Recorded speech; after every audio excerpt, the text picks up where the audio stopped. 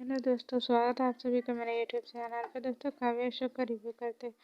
पिछले एपिसोड में हमने देखा कि काव्या की जान आदि बचा लेता है और जब वो उसके घर पहुंचता है तो वहाँ उसके पापा आ जाते हैं, जिस वजह से उसे टूल का काम करना पड़ता है। मतलब वो चादर ओढ़कर खुद टूल बन जाता है, जो कि उसके काव्या के पापा उस पर बैठ जाते हैं। और जब वो कहते हैं कि ये टेबल जो है इतना हिल क्यों रहा है, मैं 2 कील लाकर उसे ठीक कर देता, तो सभी लोग टेंशन में आ जाते हैं कि कहीं आदि को सच में कील न ठोक दे। तो फिर काव्या जो है हाथ में मोच आने का एक्टिंग करती है और कहती है, पापा जल्दी से आप जाकर स्प्रे ला दो, मयंक अभी नहीं जा पाएगा। तो उसकी माँ भी काव्या का साथ देती है और कहती है, जाइए आप जल्दी और काव्या के लिए कोई दवा या पट्टी लेकर आइए जल्दी से, इसे बहुत ज़्यादा पेन हो रहा है। तो जब सभी चले जाते हैं तब जाके आदि बाहर निकलता है और फिर कहता है कि अपने पापा को कहो कि वो डाइट करे, इतना ज़्यादा उनका वज़न है, मेरी पूरी कमर टेढ़ी हो गई। फिर जैसे तैसे कर कर काव्या जो है अपने पापा को दुकान भेज देती है। फिर आदि को भी अब जाने को कहती है। तो फिर आदि जा ही रहा होता है कि देखता है उसके पापा वापस आ रहे हैं। तो फिर वो दरवाज़ा नॉक करने लगता है कि मैं अभी अभी आया हूँ। और तो फिर उसके पापा कहते तुम यहाँ क्या कर रहे हो। तो फिर आदि कहता है, मैंने यहाँ काव्या की न्यूज़ सुनी तो इसलिए उसके हाल चाल पूछने यहाँ चला आया। कैसी है काव्या। तो काव्या के पापा बताते हैं अब वो ठीक है, अब यहाँ तक आया हो तो मिल भी लो उससे। तो फिर आदि कहता है, नहीं मैं जा रहा हूँ, मैं सिर्फ हाल समाचार ही पूछने आया था। फिर काव्या के पापा आदि से कहते हैं कि क्या तुम्हारे पास अपने 100 रुपये हैं, मुझे देना ज़रा। फिर आदि जो है कहता है, 100 रुपये तो नहीं है मेरे पास, 500 रुपये, और वो अपने वॉलेट से निकाल कर देता है। फिर काव्या के पापा कहते हैं, मैं ये पैसा नहीं लूँगा, तुम्हारे अपने पैसे हैं तो दो। मैं जानता हूँ कि ये सारे पैसे जो है वो गिरिराज प्रधान के हैं, और तुम जिस घर में रहते हो, बंगला, गाड़ी, पैसा, सारा चीज़ जो है वो गिरिराज प्रधान का है, तुम्हारा इसमें से कुछ भी नहीं है। और कोई भी बाप अपनी बेटी का शादी एक ऐसे लड़के से नहीं कराएगा जो अपने बाप के पैसों पर जीता हो, उसका खुद का कोई बिजनेस वगैरह ना हो। तुम जहाँ पे खड़े हो वहाँ पर काव्या की कोई बराबरी नहीं है, इसलिए तुम ये ख्वाब छोड़ दो।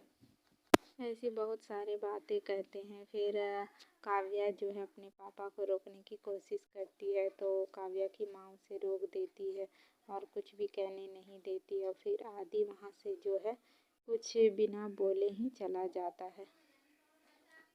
काव्या जो है अपने ऑफिस जाने के लिए तैयार होती है तो चड्ढा सर का कॉल आता है और उसके हाल समाचार पूछती है। फिर काव्या को बताती है कि हम उस आदमी को जल्द से जल्द कैसे पकड़ेंगे। फिर काव्या कहती है कि हमारे पास एक प्लान है मैडम, मैं जानती हूँ उसे कैसे पकड़ना है। तो फिर वो कहती है, चड्ढा सर कहता है कि क्या कैसे करोगी ये सब तुम। तो फिर काव्या बताती है, जिस आदमी को मैंने स्टोर रूम में देखा था जो काफ़ी ज़्यादा जख्मी था, उसके हाथ पे एक टैटू था जो कि का और अक्षर लिखा हुआ था। और वहाँ का रिवाज है कि जो हस्बैंड के हाथ में टैटू हो वो उसकी वाइफ के हाथ में भी होगी। तो हम गांव जाकर उसकी वाइफ को ढूंढेंगे, यानी कि उस अक्षर को ढूंढेंगे हाथ में कि वो औरत कौन है, और उससे हमें सबूत भी मिल जाएगा।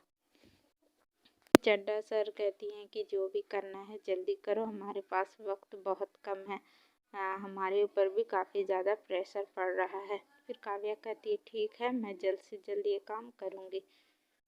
फिर यहाँ गिरिराज प्रधान अपनी प्लानिंग कर रहा है, जो कि कहता है कि आज जो है मैं पार्टी ऑफिस जा रहा हूँ और वहाँ अपने बेटे का नाम लूँगा जो कि अध्यक्ष बनेगा। तो फिर उसकी माँ जो है आदि की बहुत ज़्यादा खुश हो जाती है, उसे लगता है ओमी का नाम लेने वाले हैं और गिरिराज कहता आपको ऑफिस आना है और पहला आशीर्वाद वो आप ही का लेगा। तो फिर वो बहुत ज़्यादा खुश हो जाती है और वो आदि को मनाने के लिए चली जाती है। फिर यहाँ गिरिराज प्रधान अपनी बड़ी चाल चलने वाला है, जैसा कि वो ओमी से बात करते हुए भी नज़र आता है। काव्या को दूर करने को कह रहा है ओमी को कि तुम और काव्या को दूर करो, तब तुम कुछ कर पाओगे। फिर वहीं आदि जो है काव्या के पापा वाली बात सुनकर बहुत ज़्यादा परेशान है और वो बहुत ज़्यादा सोचता है कि उसे आगे क्या करना चाहिए। इसी बीच काव्या बहुत बार उसे कॉल करती है, वो रिसीव नहीं करता। फिर काव्या जो है आदि को किडनैप कर लेती है, यानी कि सच वाला नहीं, बस इसी तरह से जब वो जॉगिंग कर रहा होता है उसी वक्त उसे अपनी गाड़ी में बैठा लेती है। और फिर काव्या जो है आदि को समझाती है कि तुम बहुत अच्छे इंसान हो और तुम्हें जिस चीज़ में खुशी मिलती है तुम वही काम करो। तुम्हें लिखने का बहुत शौक है तो तुम कुछ ऐसा लिखो जिससे सबको प्रभावित भी हो और कुछ बदलाव भी आए, तो तुम इस पे फोकस करो। फिर आदि वैसा ही करता है और एक मैसेज जो है सोशल मीडिया पे शेयर करता है, जो कि वो भी काव्या के मिशन में समझे शामिल है। जो कि जैसा कि काव्या ने एक प्लान बनाया था कि किस तरह से औरतों को जो है भमलपुर की औरतों को ऑफिस बुलाया जाए ताकि सभी के हाथों में वो टैटू चेक कर सके। तो आदि वैसा ही मैसेज उसमें लिखता है कि सभी को जो है सरकार की तरफ से चावल, कंबल और कुछ कपड़े बांटे जाएंगे।